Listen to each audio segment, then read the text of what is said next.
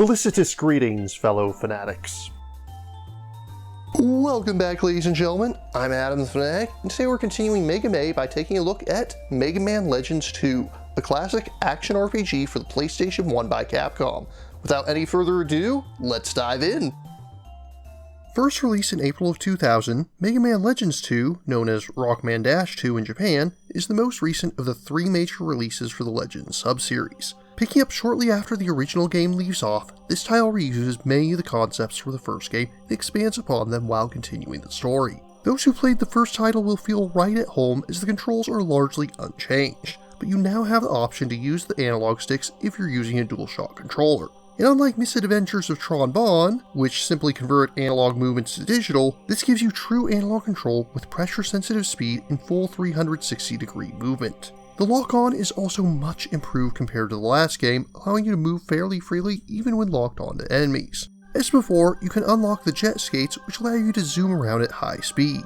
As an added bonus, if you approach an upward incline while using the jet skates, you'll automatically jump at its peak. As with the first game, you can enhance your main weapon with 2 buster parts, which can later be upgraded to 3 as the game progresses. Likewise, there's a wide variety of special weapons you can find, but can still only carry one at a time. Though it is important to note that these weapons can generally be used while moving this time, unlike the first game where pretty much all of them require you to stand in place. But as before, you'll likely be relying on your buster more than anything else. Should also be noted that special weapons now require time to reload. Even if it has infinite ammo, you still can't just spam the attack indefinitely, and will need to wait for the secondary bar to refill enough to fire another shot. When you don't have a special weapon equipped, you no longer have that kick that was useful for exactly one enemy in the original game. Instead, you have the lifter, which allows Mega Man to pick up items to solve puzzles and can even be used against smaller enemies in combat. It's actually a very effective way to defeat some foes. On the side quest side of things, the game really takes some major steps back. There's simply not as many side quests or mini-games this time around. The racing game returns, and this time has 3 completely unique tracks. The only other minigame is a trivia game, and the questions are just completely random. What does any of this stuff have to do with the game? Side quests likewise are fewer in number, though there is the option to upgrade your digger license, allowing you to access optional ruins. These play just like the other ruins, but have optional rewards you can find therein. To unlock them, you have to complete the trial for the respective rank, for which you'll only have your default equipment. If you succeed, all enemies will have more health from that point on, but will also drop more money upon defeat. The other big change is the main ruins, which feel a lot more varied this time around. These feel almost Zelda-inspired, with each ruin having a unique theme and mechanics built around said theme, which for the most part is a welcome change. But can we talk about the water ruins for a moment? When going through an area that's flooded with water, you'll be able to jump much higher, sort of like classic series Mega Man. But on the other hand, your movement is slowed to a crawl. You can get an alternate version of the jet skates which work underwater, but this still makes combat a slog and was honestly a terrible decision all around. Despite this, I welcome the added variety in level design. I just wish they had done the same for side quests and mini-games.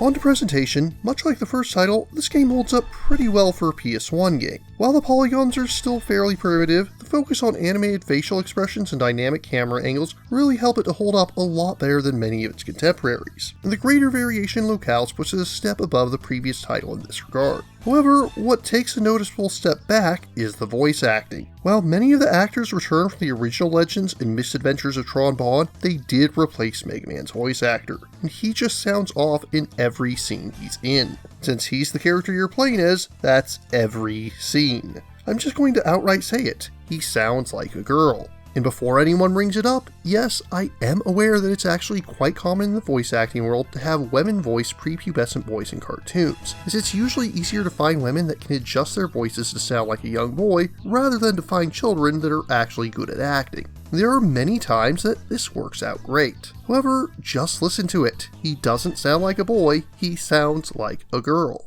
What? Skimming? Roll! The sulfur bod was being sucked into that storm! Huh? No, of course not. Why would you say that?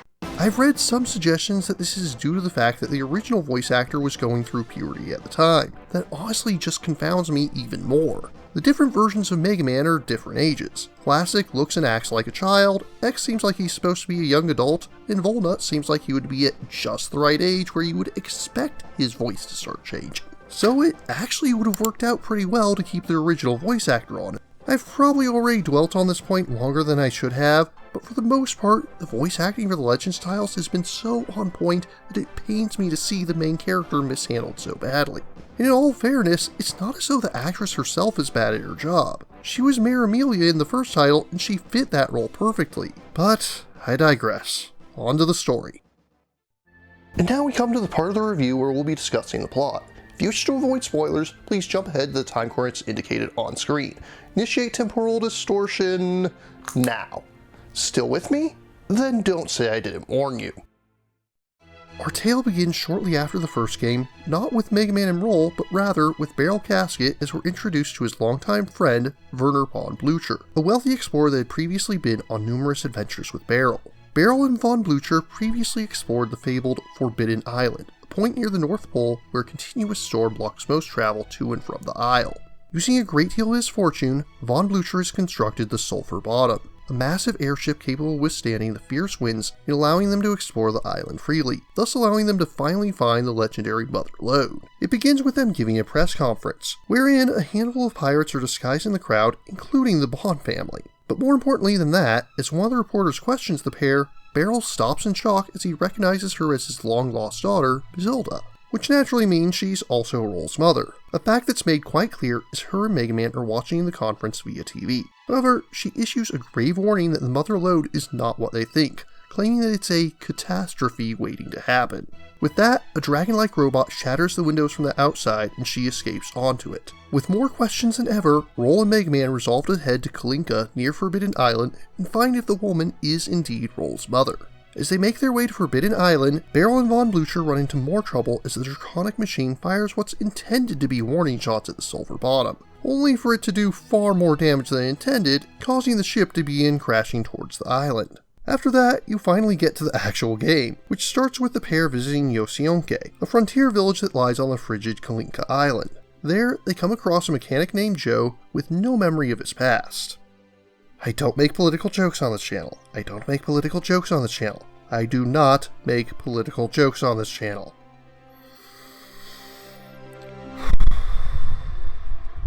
Joe is obsessed with visiting Forbidden Island, and has even built a dropship that can get down to the island through the storms. However, he's injured by a Reaverbot, and thus cannot make the trip himself. Thus, he gives Mega Man and Roll permission to use it in his stead.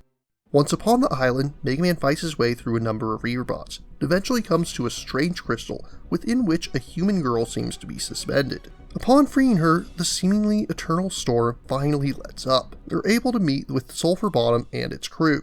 Once on board, the girl and her attendant, known as Mistress Sarah and Gats respectively, explain that they're both ancient beings from before current civilizations rose up. If they want the Mother Lode, they must collect 4 keys scattered around the world. And to this end, Beryl and von Blücher agree to work with Mega Man and Roll, the younger pair agreeing to search for the keys while the elders look after and protect these ancient guests. All of that takes place within the first hour or so of the game, so you may be expecting this is going to be a very story-heavy title. However, such really isn't the case.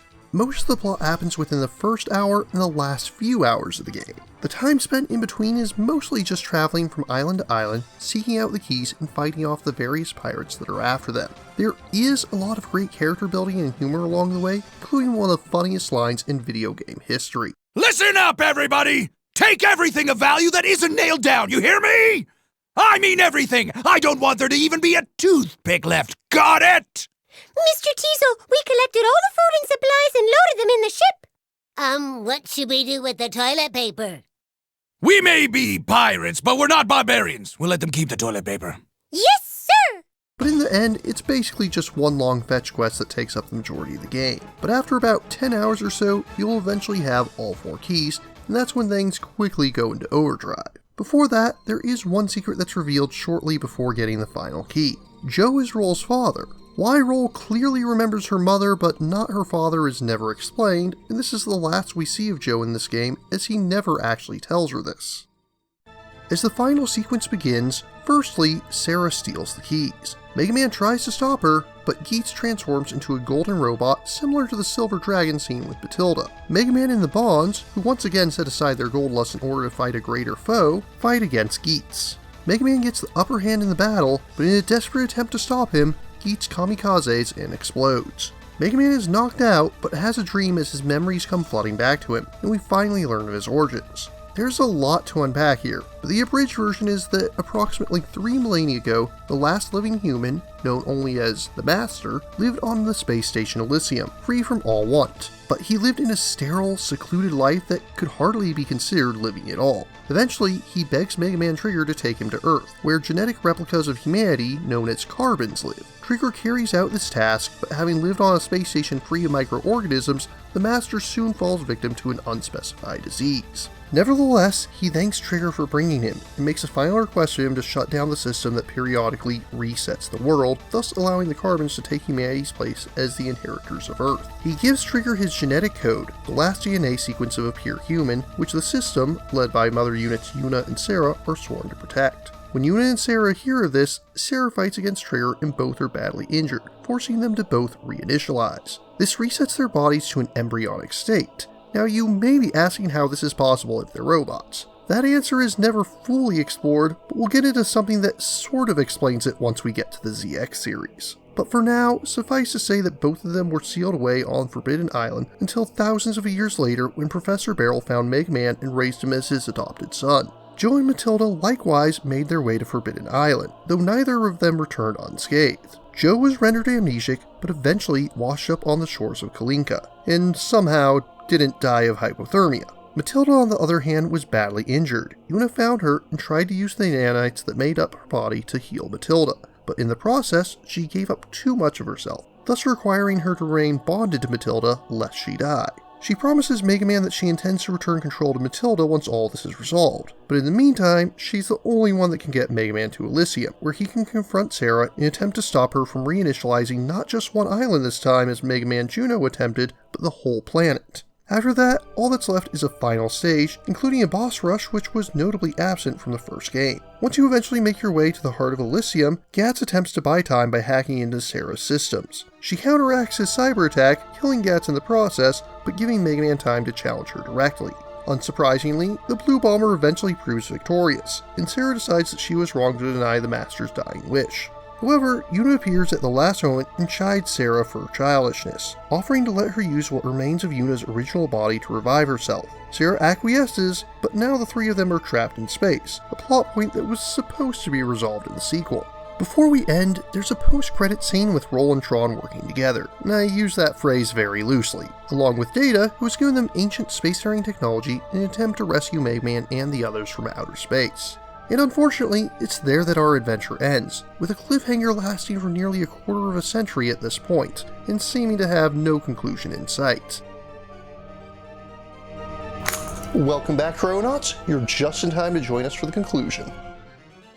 All in all, Legends 2 is somewhat of a mixed bag. Compared to the first game, it improves in some areas and takes some steps back in others. The improved variety in ruins and towns is a welcome change, but it also comes at the cost of one of the first game's biggest strengths. The original title took place in a pretty small area. This allowed you to see how the events of the game were affecting NPCs as things went along.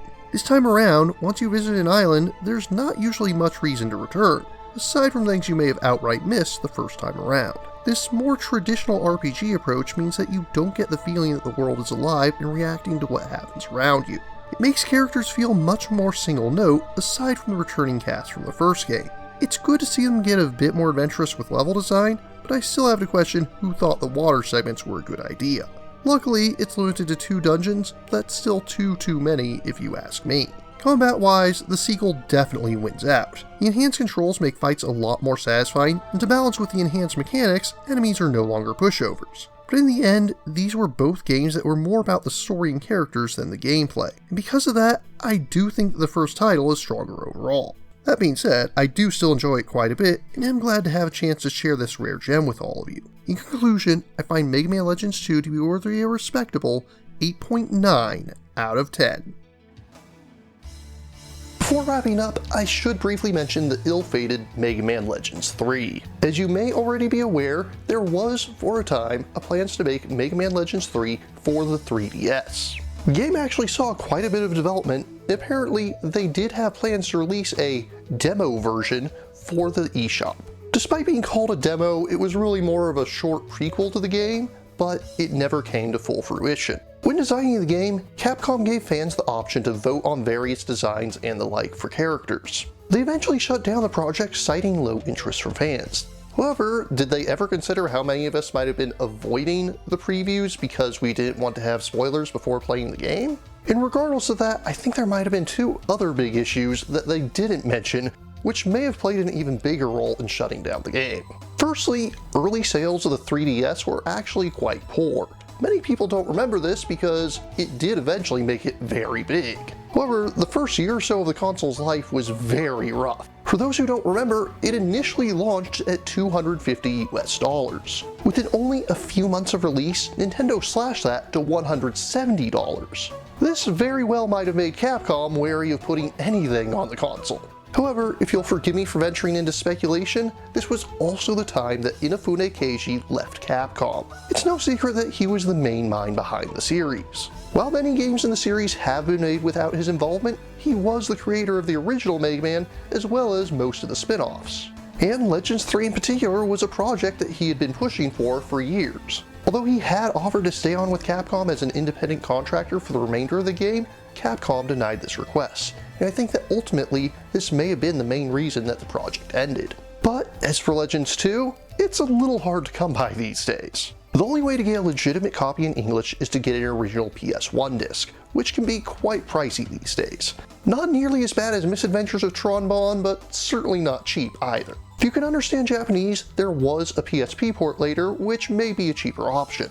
Regardless, what about you? What do you think of Mega Man Legends 2? What action RPGs for the PlayStation 1 do you enjoy? If you have any questions, remarks, or opposing points of view, leave them in the comments down below. Don't forget to like, share, subscribe, and ring that bell. And if you really enjoy my work, please consider funding my channel on Patreon. Until next time, farewell, fellow fanatics.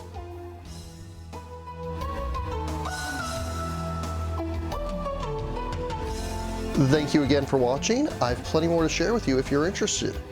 You can click up here above my head to subscribe to my channel. You can click over here on my monitor to see the most recent video that I worked on. Or if you prefer, you can click up here to open this mysterious vault and see what video that the YouTube algorithm has picked just for you.